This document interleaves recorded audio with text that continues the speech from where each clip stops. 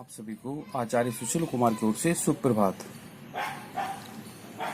आज मैं आपको अयोध्या सिंह उपाध्याय हरिओ जी द्वारा रचित पवनदूती का पाठ से पद्यांश पढ़ाने जा रहा हूँ। आप लोग ध्यानपूर्वक सुने, समझें और अपनी किताब में, कॉपी में लिखें। कार्य को साथ साथ करते चलें। आप बोर्ड क्लास के छात्र हैं, अगर आप लापरवाही बरतते हैं तो ये आपके हित में नहीं होगा। जितना भी हो सके आप कार्य को कंप्लीट रखें और याद करें। समय मिलने पर थोड़ा थोड़ा याद करेंगे तो आप बहुत याद हो जाएगा। इसलिए लापरवाही बिल्कुल भी ना बरतें। अगर आप लापरवाही बरतते हैं तो आप बहुत बड़ी परेशानी में फंस सकते हैं। तेरे में है न यह गुण जो बेतुव्यथा सुनाए, व्यापारों की पखरमती ओ युक्ति से चलाना। बैठे जो हो निज सदन में मेघसी कांति वाले, तो चित्रों को इस भवन के ध्यान से देख जाना। तेरे में है न गुण जो व्यथा तू सुनाए, व्यापारों को प्रखमति की युक्ति से चलाना। बैठे जो हो जिस निज सदन में मेघसी कांति वाले, तो चित्रों को इस भवन में ध्यान से देख जाना। राधा रानी पवनदूतिका से कहती हैं कि हे पवनदूतिका, तुम किसी से बात तो बोलकर समझाने में समर्थ हो, अर्थात तुम बोल तो सकती नहीं हो क्योंकि वो तो हवा है, उसके मुख नहीं होता। कहा कि तू बोल के समझाने में तो असमर्थ है। गुण जो है सुनाए, व्यापारों के परिक्रम। कहा लेकिन यद्यपि तुम्हारे भीतर बोलने का गुण नहीं है, फिर भी तुम क्रिया, व्यापारों और कुशाग्र बुद्धि से अपनी बात समझाने में सक्षम हो। तुम मेरी व्यथा और संदेश मेरे प्रियतम को देने में अपनी क्रिया, व्यापारों और अपनी कुशाग्र बुद्धि का ही प्रयोग करना। बैठे हों जिस निज सदन में मेघसी कांति वाले। कहा यदि बादलों के समान या बादलों की कांति के समान सुंदर वर्ण वाले मेरे प्रियतम अपने भवन में बैठे हों, तो चित्रों को इस भवन में ध्यान से देख जाना। कहा कि तू उस भवन में लगे हुए चित्रों को या उस भवन में टंगे हुए चित्रों को ध्यानपूर्वक देखना। अब देखें, जो चित्रों में विरह बधूरा का मिले चित्र कोई, जो चित्रों में विरह बधूरा का मिले चित्र कोई, तो जाके निकट उसको भाव से यूं हिलाना। प्यारे हों के चकित जिससे चित्र की ओर देखें, आशा है यूं सुक्ति उनको हो सकेगी हमारी। राधा रानी पवनदूतिका कहती है कि जो वहां भवन में चित्र टंगे हों, उन चित्रों को तुम ध्यान से देखना, और उन चित्रों में अगर किसी विरह से दुखी किसी स्त्री का चित्र हो तो उस चित्र के पास जाकर तू इस भाव से हिलाना। प्यारे हों चकित जिससे चित्र को देखें, आशा है सुरती से। कहा कि उसे इस भाव से लाना कि मेरे प्रियतम आश्चर्यचकित होकर उसे देखने लगे। मुझे पूर्ण आशा है, नहीं बल्कि विश्वास है कि जब तो उस योगिनी या विरहिणी के चित्र को देखकर मेरी याद अवश्य ही आएगी कि मेरी प्रियतम राधा भी मेरे विरह में इसी प्रकार व्यथित होगी या दुखी होगी। उसके बाद देखें आप, जो कोई भी इस सदन में हो चित्र उद्यान का हो प्राणी विपुल उसमें घूमते बावले से, तो जाके से निकट उसको यूं हिलाना। उसे भी देव आत्मा को सुरती ब्रज की व्याकुल भी कराना।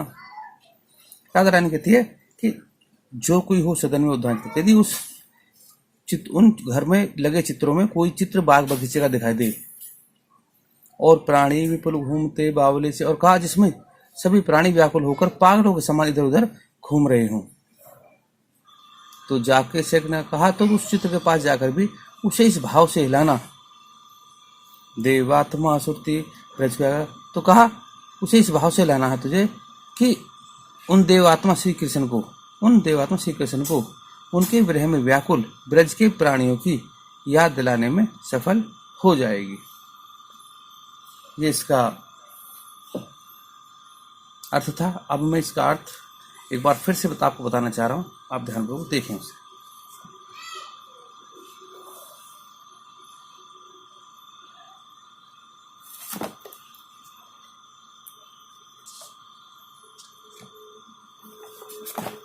देखें आप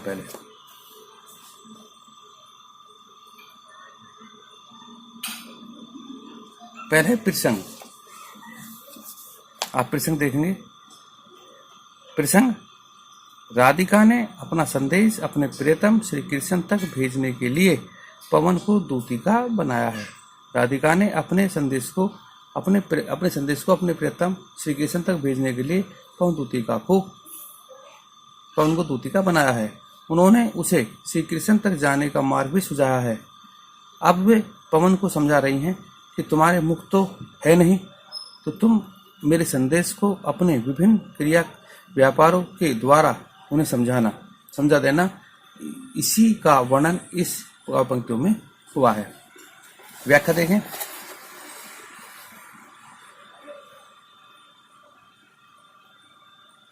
व्याख्या, राधा रानी पवन दूतिका कहती हैं कि हे पवन, तुम्हारे मुख नहीं है, अतः तुम किसी भी बात को बोलकर समझाने में असमर्थ हो। यद्यपि तुम्हारे भीतर बोलने का गुण नहीं है, फिर भी तुम अपने क्रिया व्यापारों और कुशाग्र बुद्धि के द्वारा अपनी बात समझाने में सक्षम हो। तुम मेरी व्यथा और संदेश मेरे प्रियतम को देने में अपने क्रिया व्यापारों और अपनी कुशाग्र बुद्धि का ही प्रयोग करना। यदि बादल की कांति के समान सुंदर वर्ण वाले मेरे प्रियतम अपने घर में बैठे हों, तो तू पहले उस घर में टंगे सभी चित्रों को ध्यानपूर्वक देखना। उन चित्रों में अगर विरह से दुखी विरह को वियोग भी कहते हैं, वियोग से दुखी किसी स्त्री का चित्र हो, तो उस चित्र के पास जाकर तू उसे इस भाव से हिलाना कि मेरे प्रियतम आश्चर्यचकित होकर उस चित्र की ओर देखने लगे। मुझे पूर्ण आशा ही नहीं बल्कि विश्वास है कि उस वैरिणी के चित्र को देखकर उन्हें मेरी याद अवश्य आएगी कि मेरी प्रियतमा राधा भी मेरे विरह में इसी प्रकार व्यथित होगी या दुखी होगी। इसके बाद आप देखें, उस घर के चित्रों में यदि तुझे किसी एक ऐसे बाग बगीचे का चित्र दिखाई दे, उस घर के चित्रों में यदि तुझे कोई ऐसे बाग बगीचे का चित्र दिखाई दे जिसमें प्राणी व्याकुल होकर पागलों के समान इधर से उधर घूम रहे हों, तब तो उस चित्रों के पास जाकर उनको इस प्रकार से हिलाना, इस भाव से हिलाना कि प्रियतम श्री कृष्ण का ध्यान उस ओर आकर्षित हो जाए। इस प्रकार तू उन देवात्मा श्री कृष्ण को उनके विरह में व्याकुल ब्रज के प्राणियों की याद दिलाने में सफल हो जाएगी। अब आप देखें काव्य का सौंदर्य। काव्य का सौंदर्य हम जरूर नहीं कि ये लिखें, हम भाषा से शुरू कर सकते हैं। भाषा खड़ी बोली, शैली प्रबंधात्मक, अलंकार उपमा एवं अनुप्रास, रस वियोग श्रृंगार, छंद मंदाक्रांता, गुण प्रसाद, शब्द शक्ति, अभिधा एवं लक्षणा। ये आपके 3 पद्यांश का अर्थ था। अब मैं आगे पढ़ाने जा रहा हूं।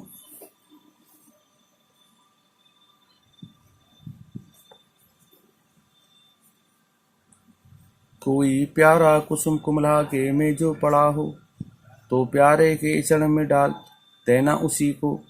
यों देना ए पवन बतला फूल सी एक बाला, मलाना हो कमल पंख में चूमना चाहती है। राधा रानी पवन दूतिका से कहती है कि यदि कोई कुमलायन मुरझा हुआ फूल उस घर में पड़ा हो, यदि कोई मुरझा हुआ फूल उस घर में पड़ा हो,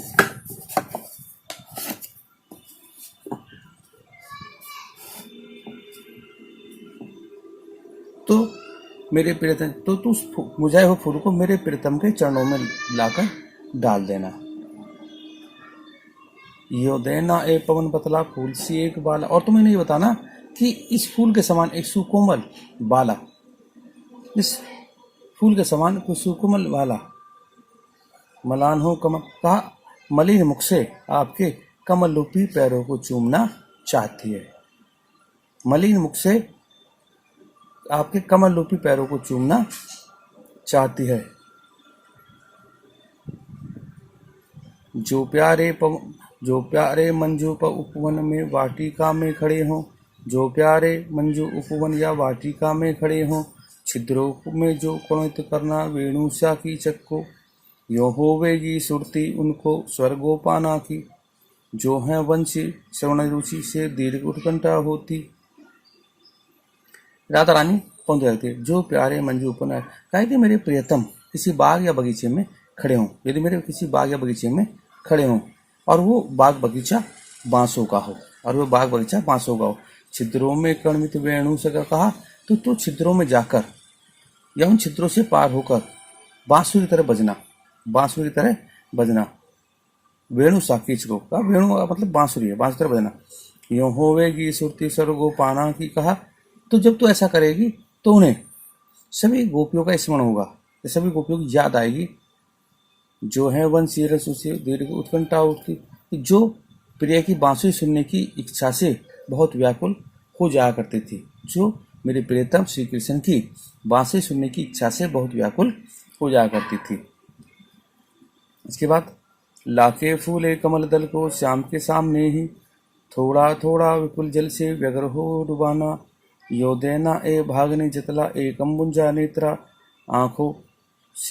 आंखों को यो विरह वधुरा वारी में बोरती है। लाखे फूल कमल दाल सबको सामने ही, थोड़ा थोड़ा विपुल जल में व्यग्र हो डुबाना, हो यो देना ए भगनी बचतला एक अमुंजा नेत्रा, आंखों को यो विरह वधुरा वारी में बोरती है। राधा रानी पवन दूतिका से कहती है कि लाके फूले कमल दल श्याम के सामने ही, कहा कि तू हे प्रिय, तू हे पवन दूतिका, तू मेरे प्रिय के सामने एक खिले हुए कमल पत्र को लाकर व्याकुलता के साथ थोड़ा थोड़ा जल में डुबाना, थोड़ा थोड़ा व्याकुल होकर जल में डुबोना।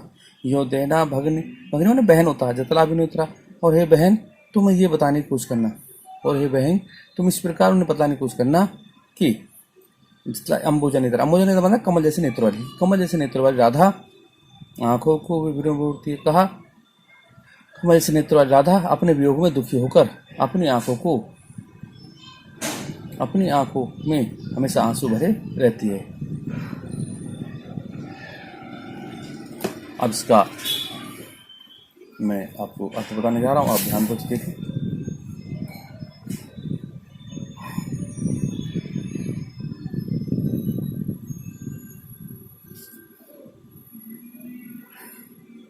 प्रसंग तो वही रहेगा, संदर्भ भी रहेगा, प्रसंग आप फिर देख लेंगे। एक बार राधा अपनी पवन दूतिका को यह समझा रही हैं कि वह श्री कृष्ण के पास जाकर वियोगिनी बाला राधा के दुख और संताप को चतुरता से साथ व्यक्त करे। व्याख्या। राधा पवन दूतिका से कहती हैं कि यदि घर में कोई सुंदर फूल कुमला यानी मुरझाया हुआ पड़ा हो तो तू उसे उठाकर प्रेम के साथ मेरे प्रियतम के चरणों में डाल देना। इस प्रकार तू उन्हें यह बतला देना कि फूल जैसी कोई सुकोमल बाला दुखी होकर आपके कमल रूपी चरणों को चूमना चाहती है। हे पवन दूतिका, यदि प्रियतम सुंदर उपवन या बाग बगीचे में खड़े हों और वो बाग बगीचा बांसों का हो तो बांसों के चित्रों में जाकर तू बांसुरी के समान बजाना। इस प्रकार से उन्हें गोपियों का स्मरण होगा या गोपियों की याद आएगी जो प्रिय की बांसुरी सुनने की इच्छा से बहुत व्याकुल हो जाया करती थी।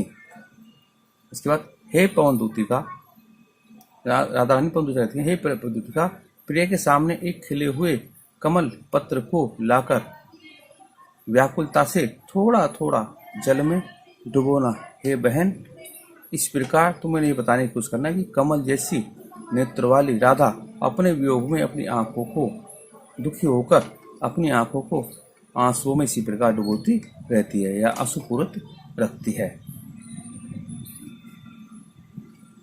इस प्रकार ये आपके जो 6 गद्यांश आज पद्यांश से कंप्लीट हो गए हैं। कल मैं नए पद्यांश के साथ फिर उपस्थित होऊंगा। यदि आपको मेरे द्वारा पढ़ाया हुआ अच्छा लगता है तो आप मेरे चैनल को सब्सक्राइब करें, बेल आइकन दबाएं, इससे मेरे आने वाले सभी वीडियो आपको मिलते रहें। आप मेरे इस वीडियो को अपने दोस्तों में भी शेयर करें, जिससे वो भी इसका ज़्यादा से ज़्यादा लाभ उठा सकें। मैं कल फिर उपस्थित होऊंगा नए पद्यांशों के साथ। तब तक के लिए धन्यवाद।